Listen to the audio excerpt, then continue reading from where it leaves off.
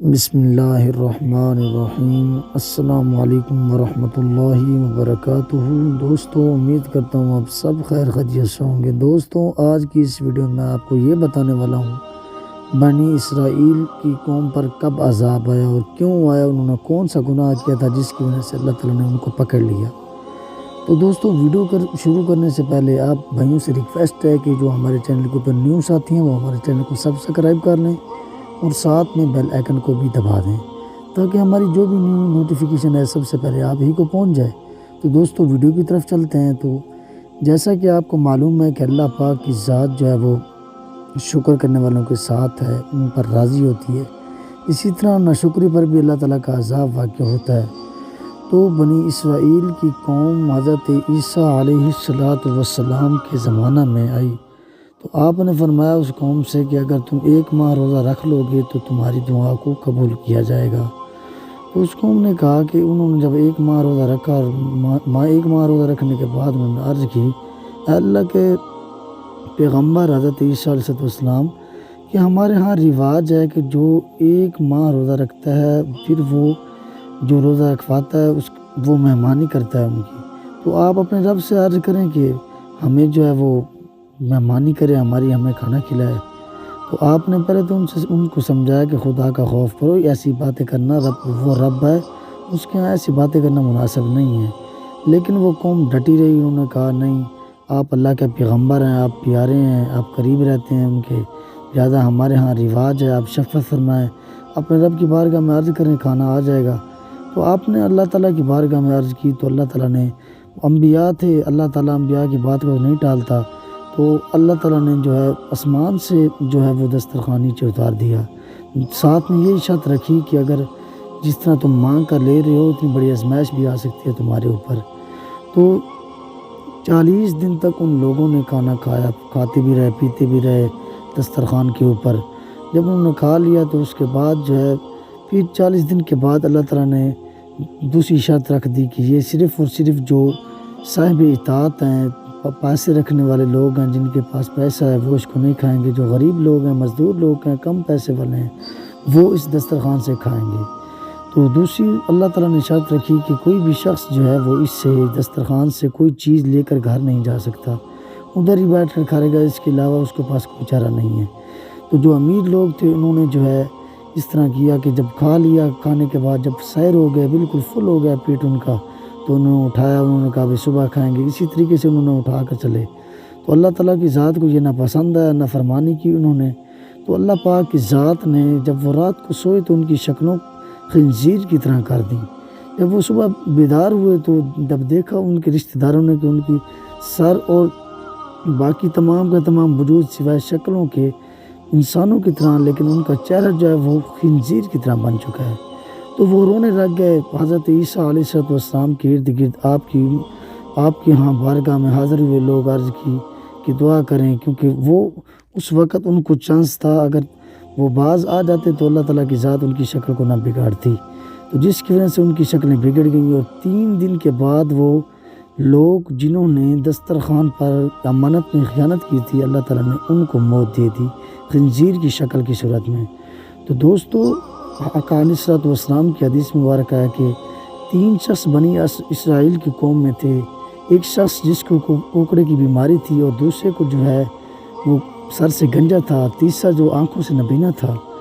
تو اللہ تعالیٰ نے آزمائش کے لیے فرشتوں کو بھیجا، پہلے کی طرف جو کوکڑے کی بیماری میں تھا کہ جا اس کے پاس، اس کو کیا چاہیے، جا اس سے پوچھ۔ جب وہ آیا تو اس نے پوچھا کہ اس نے کہا کہ بھئی بات اس طرح ہے کہ مجھے چاہیے کہ میں ٹھیک ہو جاؤں، جس بیماری کی وجہ سے لوگ مجھ سے دور ہوتے ہیں، وہ بیماری مجھ سے دور کر دی جائے اور لوگ میرے قریب ہوں اور میرا ساتھ دیں، مجھ سے وہ جو ہے وہ شکل و صورت پہلے والی ختم کر کے نہیں لے جائے، میں خوبصورت بن جاؤں۔ تو فرشتے نے ہاتھ پھیرا اور وہ خوبصورت ہو گیا، اس کی وہ جو جلد پہلے والی تھی وہ ختم ہو گیا، اللہ تعالیٰ نے نیو ادا کر دی۔ اسی طرح وہ گیا گنجے کے پاس، اس سے جا کر اس نے کہا، فرشتہ انسان کی شکل میں اللہ تعالیٰ نے بھیجا بندے کی طرف، تو گنجے کو کہنے لگا کہ تجھے کیا چاہیے، آج تو مانگ، تجھے کیا چاہیے؟ تو اس نے کہا مجھے خوبصورت بال چاہیے تاکہ میں یہ گنجے پن سے بچ سکوں اور میں خوبصورت لگوں، میں خوبصورت بن جاؤں۔ تو اس نے اللہ کے حکم سے ہاتھ رکھا، دعا کی تو وہ خوبصورت بن گیا۔ اس کے بعد تیسرے کے پاس گیا، اس کو جا کر اس نے کہا کہ تجھے کیا چاہیے؟ وہ آنکھوں سے نابینا تھا، اس نے کہا کہ مجھے آنکھیں چاہیے، میں منظر دیکھنا چاہتا ہوں، اللہ تعالیٰ نے جو چیزیں بنائی ہیں میں ان کی زیارت کرنا چاہتا ہوں، لہذا مجھے آنکھیں دے دی جائیں۔ اس فرشتے نے ہاتھ پھیرا، اس کو آنکھیں مل گئیں۔ تو پھر فرشتے نے وہ جس کے پاس پہلے گیا تھا اس سے پوچھا کہ تجھے مال میں سے کون سی چیز پسند ہے، کون لینا چاہو گے؟ اس نے کہا مجھے یا اونٹ چاہیے یا گائیں چاہیے۔ تو فرشتے نے رب تعالیٰ کی بارگاہ میں دعا کی تو اونٹ ان کو عطا کر دیے گئے اس کو، اور اس دعا میں فرمایا کہ اللہ تعالیٰ تیرے ان رزق میں برکت عطا کرے۔ اسی طرح پھر دوسرا جو گنجا تھا اس سے پوچھا تجھے کیا چاہیے؟ اس نے کہا مجھے گائیں چاہیے۔ تو دعا کی فرشتے نے کہ اے اللہ اس کو بھی مال دے دے، برکت عطا کر۔ اللہ تعالیٰ نے مال بھی دے دیا، برکت بھی دے دی۔ اسی طرح تیسرا جو نبینا تھا اس کے پاس گیا، اس سے جا کر پوچھا کہ تجھے کیا چاہیے؟ تو اس نے کہا کہ مجھے بھی جو ہے بکری چاہیے، کیونکہ میں بکریاں چرانا چاہتا ہوں، مجھے بکری چاہیے، یہ نبی کی سنت بھی۔ اسی طرح اس کو دعا کی تو اللہ تعالیٰ نے ان کو بکریاں عطا کر دیں۔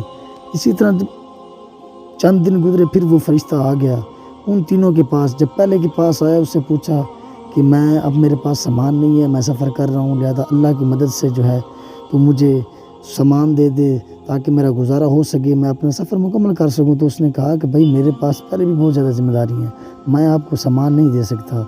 تو اس نے کہا کہ تو وہی ہے نا جس کو بیماری تھی اور اب تو ایسی باتیں کر رہا ہے، اللہ تعالیٰ اگر تو جھوٹ بول رہا ہے تو تجھ پر اللہ تعالیٰ کا عذاب ہو۔ پھر گنجے کے پاس گیا، اس سے پوچھا جو پہلے گنجا تھا کہ تجھے اللہ تعالیٰ نے مال دیا ہے، میں غریب ہوں، میرا گھر دور ہے، میں سفر میں ہوں، مسافر ہوں، میرے پاس پیسہ نہیں ہے، کھانے پینے کے لیے کچھ نہیں، خدا کے واسطے مجھے دے دو کچھ نہ کچھ۔ تو اس نے کہا کہ بھئی میں پہلے سے غریب ہوں، میرے پاس یہی مال ہے، مجھے تو وراثت سے ملا تھا، مجھے تو رب نے دیا نہیں ہے، ناشکری اس نے بات کی، ناشکری کی۔ تو اس نے کہا اگر تو جھوٹ بول رہا ہے تو اللہ تعالیٰ کا تیرے اوپر عذاب آ جائے۔